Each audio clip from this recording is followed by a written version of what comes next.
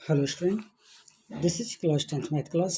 मैं आपको एक्सरसाइज 3.3 के क्वेश्चन नंबर 1 के बारे में एक्सप्लेन कर रहा था, जिसमें मैं आपको क्वेश्चन का सेकंड पार्ट तक एक्सप्लेन कर चुका था। आज मैं क्वेश्चन 1 का थर्ड पार्ट एक्सप्लेन कर रहा हूँ। क्वेश्चन है 3x minus y is equal to 3 and 9x minus 3y is equal to 9। तो जब हम देखते हैं कि 3x minus y is equal to 3, तो हमारा ये क्वेश्चन 1 हो गया, और 9x minus 3y is equal to 9, तो एक क्वेश्चन हमारा हो गया 2। अब हम क्या करते हैं, अब हम लेते हैं इक्वेशन 1 से y के लिए। ठीक है, तो y की वैल्यू हमारी होती है 3 माइनस 3x। तो जब y की वैल्यू हमें 3 माइनस 3x मिल गई, तो अब हमने y की वैल्यू 3 माइनस 3x को हम सब्स्टिट्यूट कर देते हैं इक्वेशन सेकंड के लिए। इक्वेशन सेकंड में हमारी वैल्यू है 9x माइनस 3 किया। अब y की जगह हमने किया 3 माइनस 3x इजकल टू 9, जो कि क्वेश्चन में गिवन है।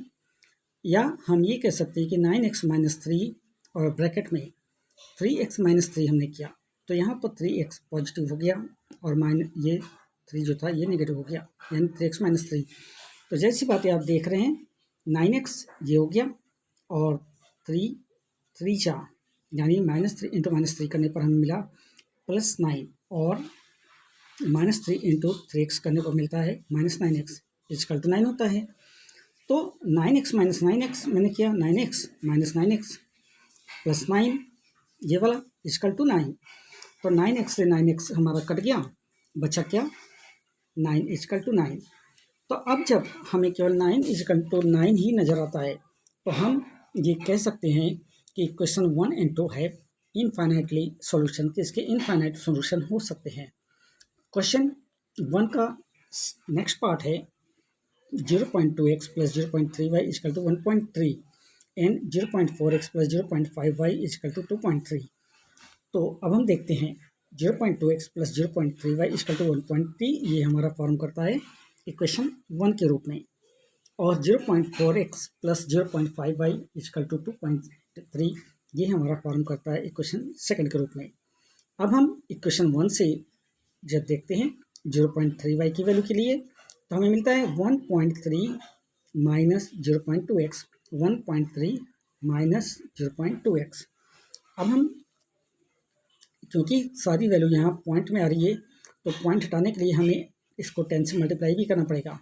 तो जब मैंने 10 से मल्टीप्लाई किया, तो 0.2x इंटू 10 करने पर आता है 2x, प्लस 0.3 इंटू 10 करने पर आता है 3, और y इजकल टू 1.3 इंटू 10 तो होता है 13। सिमिलरली जब हम सेकेंड इक्वेशन 0.4 को 10 से मल्टीप्लाई करते हैं तो मिलता है 4x, 0.5y को जब 10 से मल्टीप्लाई करते हैं तो मिलता है 5y, और 2.3 को जब हम 10 से मल्टीप्लाई करते हैं तो हमें मिलता है 23। तो अब हमने इक्वेशन को रिप्लेस किया, और अब हम इस इक्वेशन 1 और 2 के रूप में आइडेंटिटी देते हैं। और अब हम क्या करते हैं, अब हम आते हैं इक्वेशन 2 पर, यानी जो नया हमारा इक्वेशन फॉर्म किया है उसके अकॉर्डिंग। तो उसके अकॉर्डिंग हम पाते हैं कि 5y इजकल टू होता है 23 माइनस 4x। 23 ये इधर आया तो -4x हो गया। तो y की वैल्यू, अगर 5y इजकल टू है 23 माइनस 4x, तो y की वैल्यू 23 माइनस 4x अपॉन 5। अब इस वैल्यू को, यानी y की वैल्यू 23 माइनस 4x अपॉन 5 को हम अगर इक्वेशन 1 में सब्स्टिट्यूट कर देते हैं, और जैसा कि मल्टीप्लाई करने के बाद इक्वेशन 1 हमारा बन गया था 2x plus 3y is equal to 13। तो अब हम लेते हैं 2x प्लस 3, और y की वैल्यू के लिए 23 minus 4x upon 5 is equal to 13। ठीक है, तो 2x plus 3, 23 minus 4x upon 5 is equal to 13 हो गया। तो अब यहाँ पर हमें क्या मिला, यहाँ हमें मिलता है 10x। कैसे, क्योंकि ये 5 जब 2x को मल्टीप्लाई कर गया तो वैल्यू हो जाएगी 10x प्लस 23 3 जा 69 माइनस 4 3 जा 12x इजकल टू 13 5 जा 65। तो फाइनली अब हम देखते हैं हमारे सामने जो वैल्यू बचता है वो होता है -12x plus 10x, -12x plus 10x is equal to 65 minus 69 यहाँ से। तो जब -12x से +10x को हमने किया तो वैल्यू बची -2x, और 65 से 69 को जब मैंने माइनस किया तो वैल्यू बची -4, यानी -2x = -4 होगा। तो x = क्या होगा, -4/-2, तो वैल्यू मिला 2, यानी x की एग्जैक्ट वैल्यू हमें मिल गई 2। अब हम क्या करते हैं, x की वैल्यू को इक्वेशन 1 में पुट कर देते हैं।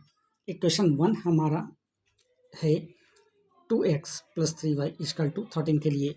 तो जब हम x की वैल्यू को पुट करते हैं तो जैसी बात है 2x + 3y = 13 के लिए, तो 2 × 2 + 3y = 13, तो 2 2 जा 4 + 3y = 13, तो 3y =